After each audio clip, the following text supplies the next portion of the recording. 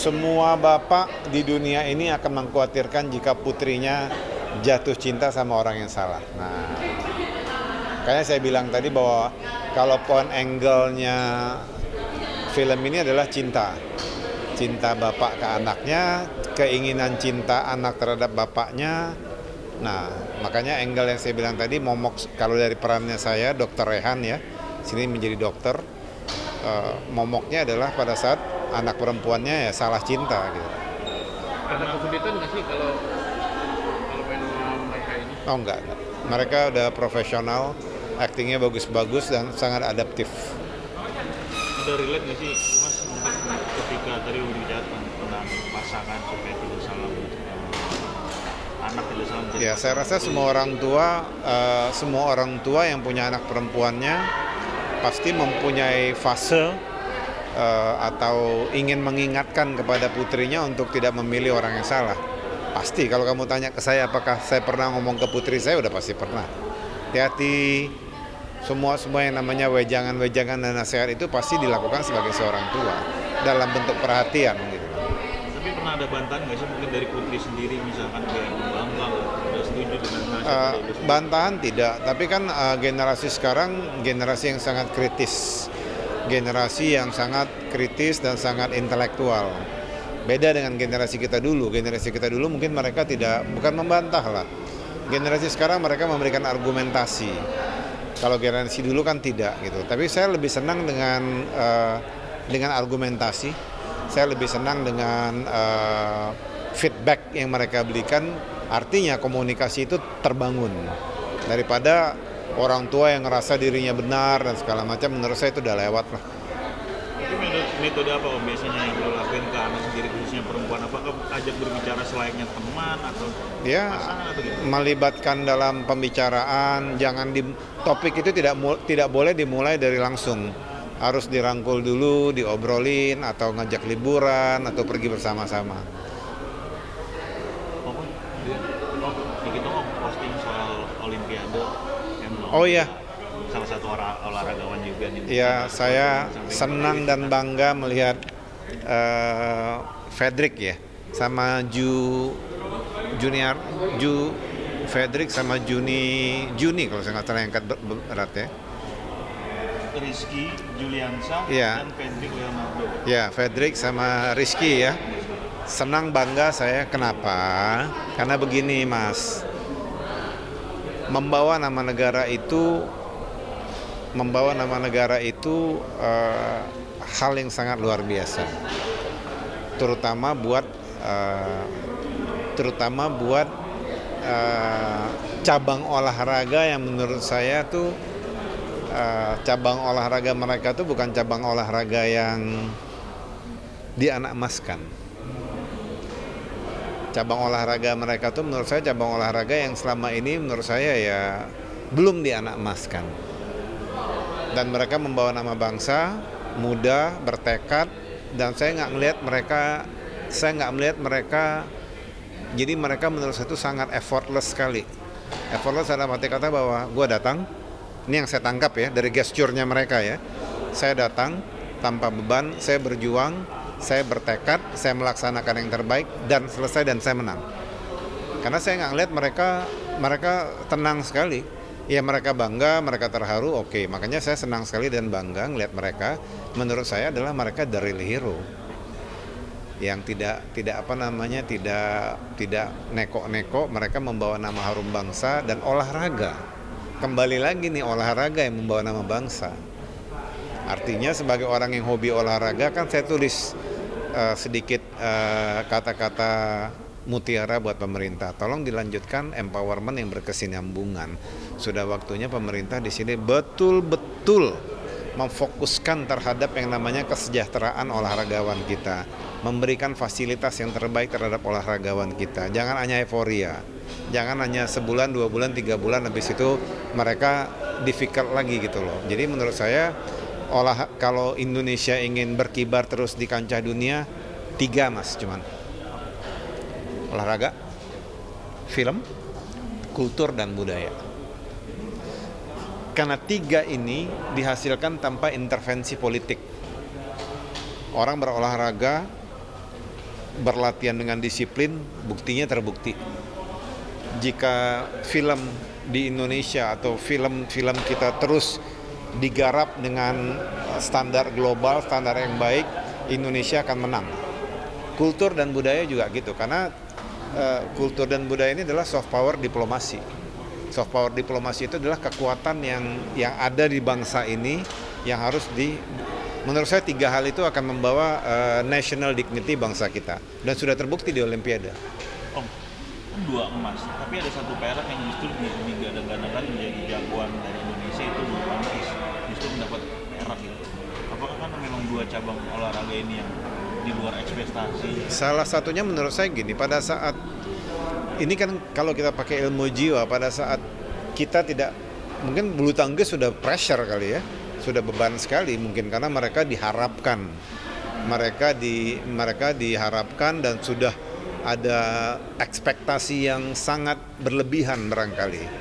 Sementara yang panjat sama yang angkat besi mungkin mereka pikir kita nggak digadang-gadangkan dan mereka mungkin tanpa beban. Saya lihat mereka tanpa beban. Saya lihat mereka tidak nervous, tidak ini, dan mereka menang. Mungkin salah satunya seperti itu. Mungkin ya. Saya nggak mau berspekulasi, tapi bagaimanapun kan bulu tangkis kita udah berusaha, tapi belum waktunya ya, mungkin ya harus menjadi evaluasi dan koreksi.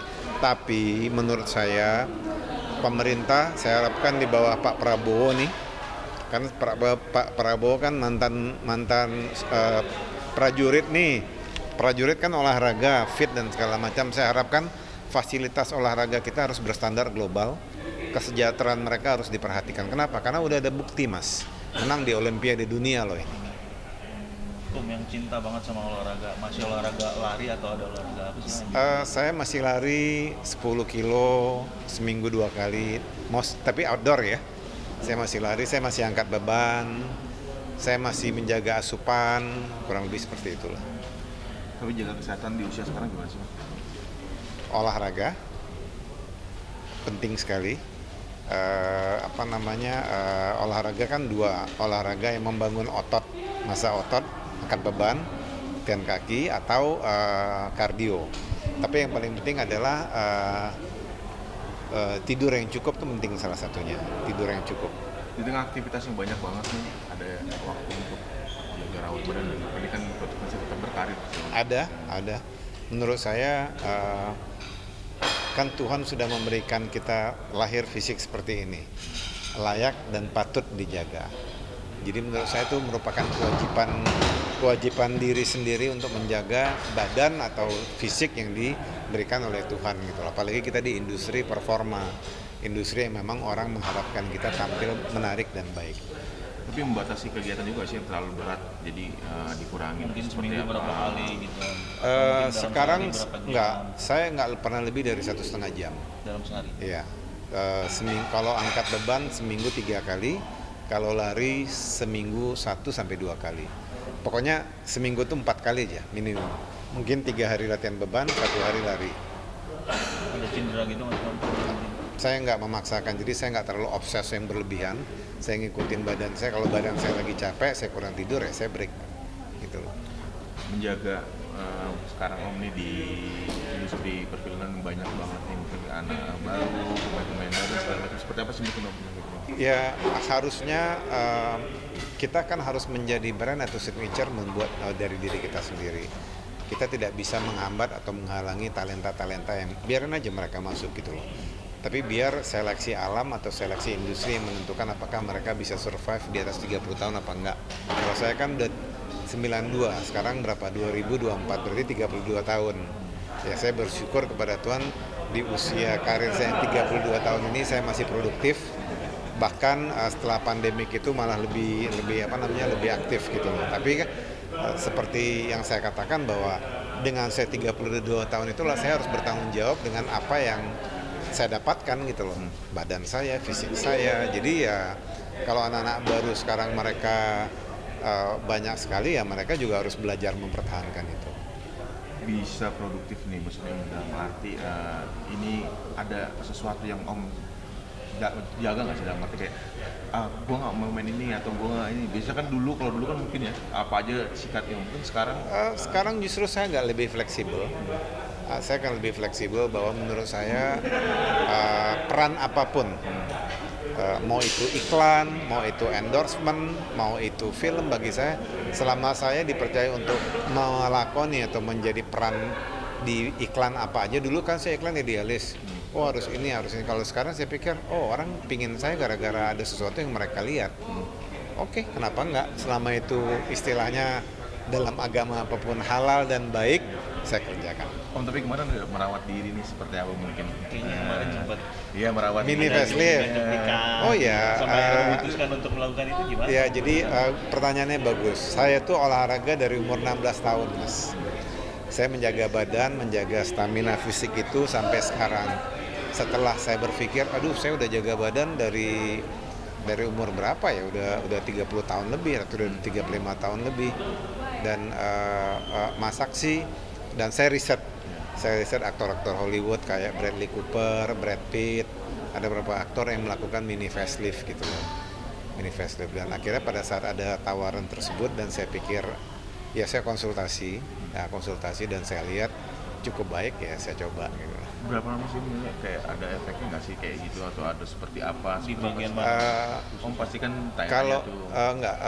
sembuh totalnya itu bisa dikatakan sebulan. Sebulan tuh saya baru bisa angkat beban. Kalau untuk lari 2 minggu sampai 3 minggu. Tapi seminggu pertama itu pembengkakan. Jadi kalau misalnya habis tindakan itu ya memang bengkak-bengkak gitu. Di bagian mana? Concern di mana sih? Sini. Kalau saya lebih banyak di sini. Kalau saya mini, saya cuma ditarik sini ya doang, ya. gitu loh.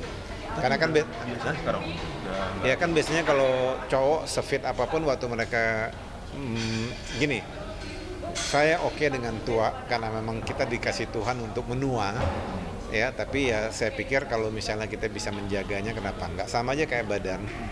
Ada teman-teman saya mungkin, atau ada adik saya mungkin 35 tahun udah masih besar.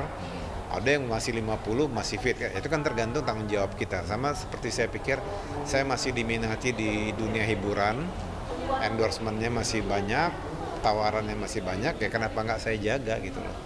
Kapan itu Om, tindakannya Om? Berapa bulan yang lalu ya, 2 bulan yang lalu kali ya, Di- 3 bulan lah di Dalam Korea. negeri? di Korea juga. Korea, Pak. ya, Korea. Alasan beli Korea apa? Ya pertama kita mendapat tawaran, Mas, dari rumah sakit yang cukup baik di sana. Mendapat tawaran dari sana dan kita riset juga hasilnya cukup baik dan mereka memberikan fasilitas yang cukup baik, ya udah kita berangkat. Budgetnya tuh. Endorse. Oh, Mas, tapi ini jadi salah satu Mas Jeremy juga untuk berkarir juga, yang maksudnya dalam arti ini ya ini Sebagai reward atau juga. cuma Salah satunya sebagai reward, artinya pada saat saya ngeliat bahwa gua badan masih ya oke lah, lumayan buat umur segini. Tapi saya lihat memang kalau penurunan itu terjadi dan penurunan itu nggak bisa diapa-apain, biarpun badan saya lean atau six pack pun ini akan tetap tidak bisa karena kan kita nggak bisa olahraga di sini. Ya jalan satu-satunya menurut saya ya di mini facelift. Kalau istri saya full facelift. Oh berarti berdua Om sama istri? Berdua, janjian. Jadi dia dulu masuk 2 hari, saya jagain dia, baru hari ketiganya saya. komentar anak-anak gimana? Ya anak-anak ngelihat bahwa anak-anak cuma berpesan jangan berubah ya tampangnya. Ada kekhawatiran saya karena saya bilang bahwa saya nggak mau ngerubah loh. Saya nggak mau ngerubah apa-apa. Saya happy dengan dikasih Tuhan sama saya. Tapi kalau misalnya memperbaiki, misalnya bahwa cowok itu makin berumur ada kayak cabi, istilahnya apa tuh smiling line-nya dan segala macam, ya nggak apa-apa.